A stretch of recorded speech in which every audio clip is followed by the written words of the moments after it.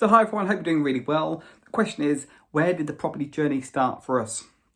Now, very quickly, this is a two-parter. Where did it all begin? And the second part is going to be what I wish I had known when I started.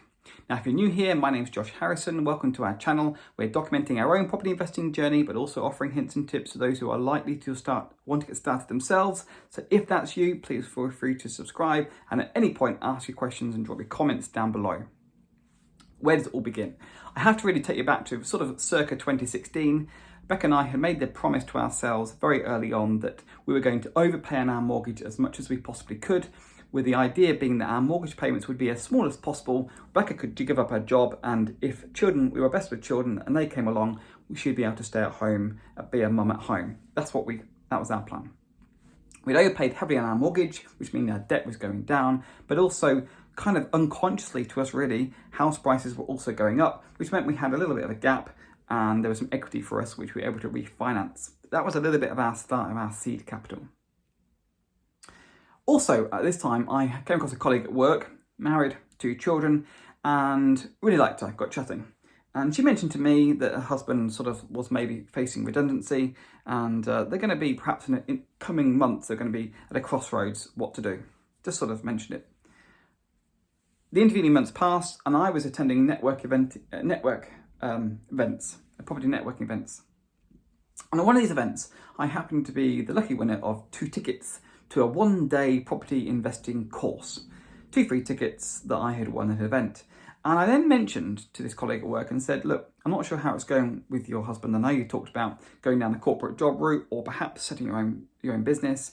Have you ever thought about property? It's something I've been thinking about for a few months now. Would you like to come to this 1-day event with me? I got a ticket. It's at cost. I've won it. It's no cost to me. He can have it and we can just go down together and just see what it's all about. Long story short, we ended up going to that 1-day event. And of course, there's an opportunity to up level to a 4-day event in which there's going to be more detail, more knowledge. We decided there and then that we were going to do it. A few months later, we enrolled in that 4-day course. And that really was the spark that led us to then going and really starting our property investing journey. We had knowledge. It was now time to take action. So the gentleman and I, we decided to book in a ton of viewings, visit a load of estate agents in several different areas, put in offers, and we learned a ton. We did an awful lot wrong, but we learned a ton. All due credit to the gentleman. He was the one that actually found our very first deal. He found it, he viewed it. We analysed it together, all 4 of us. We gave our thoughts, we gave some thoughts, gave some our feedback, but he was the one that actually spoke to the estate agent and secured the property. It was going to be a buy, refurbish, rent, refinance. That was the plan. And so the next stage then was to find a build team. So once we agreed the price and we actually managed, the hammer came down, it wasn't actually an auction, but once we'd actually exchanged and completed, build team. We went online, found the guy, he came around very quickly, within a week and said, yeah, it's going to be about £16,000. I actually got a property colleague, a friend of a friend, who said, oh, can I look at it? He said, I would probably estimate closer to £20,000, but if you're happy with what you've got and you think you're happy with him, then that's your call.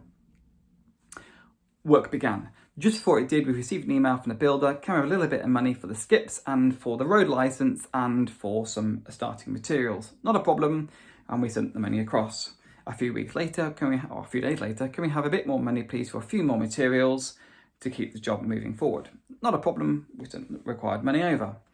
Next one, can we actually have some money for the boiler now and the new UPVC front door? Yep, not a problem. Oh, by the way, can you send the £3,500 not to the same account you've been sending it to, but to a different account? Yep, not a problem. Sent it over. The very next site inspection I was on site. No one was there. There was the empty crisp packet, there was the empty teacup, there was the odd working glove, and there was the odd screw, but that was it. That was going to be the last we're going to see from them.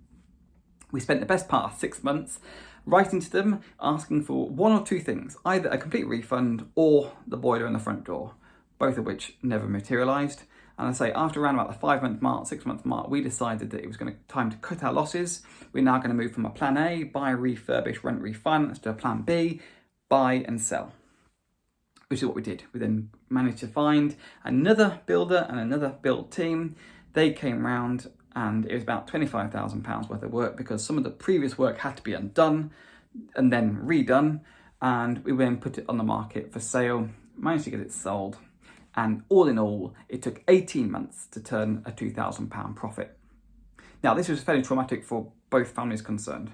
It was not what we'd hoped, it was definitely not what we'd planned, and it was really miserable. At our very last meeting, we decided actually this was probably time that the families were going to go their separate ways. It was very amicable, there was no animosity. It was just a very unfortunate situation we were in. The gentleman had managed to find another corporate job, and that was where he felt that his future lay. And also they really didn't want to repeat the nightmare and the stress and the anxiety of the last 18 months, which of course we totally understood.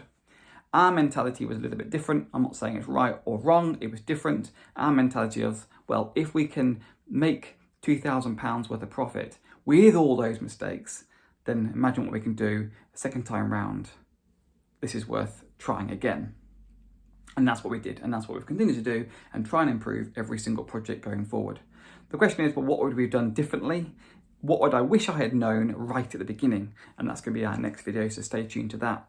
Once again, if you haven't yet subscribed and you like what you sound of this, then please feel free to join us. It's completely free. Hit the bell notification icon so you are the one who finds out the uploads first. And also, if you've got comments or questions, share those. You might have questions and like me to explain a little bit more about what I've covered, or you might say, I'm at the beginning of my property investing journey, and you might be asking us some questions. Whatever they might be, please feel free to share them. We do answer them, and we do get back to them. As always, thank you ever so much for watching. Thank you for your support. Look forward to seeing you in the next video.